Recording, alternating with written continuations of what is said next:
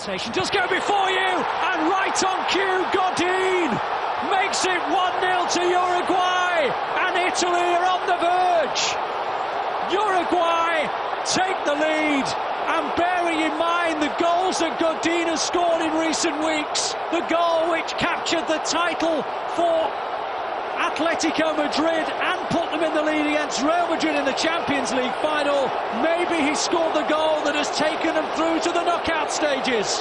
Well, this is quite extraordinary. As I said in the first half, in general play, Uruguay have struggled really to create anything. But for the set pieces, in a game this tight, there's always the possibility that a goal could come. And Diego Godin, you're absolutely right, a stunning season from Atletico Madrid, but he just makes it his. He's on the move, he's brave. He's up against some big Italian defenders there. He just brushes them out of the way, makes sure, I'm not sure it's his head, it could be his shoulder, it could be his back. But Uruguay, Diego Godin will not care. It comes off his back, but it goes into the net, and what a story this is.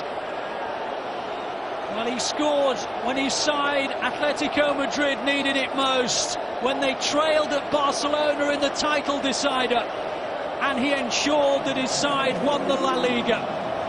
He put his side ahead in the Champions League final. Yes, Real Madrid came back and won it, but how close Atletico Madrid came to winning. He now puts his country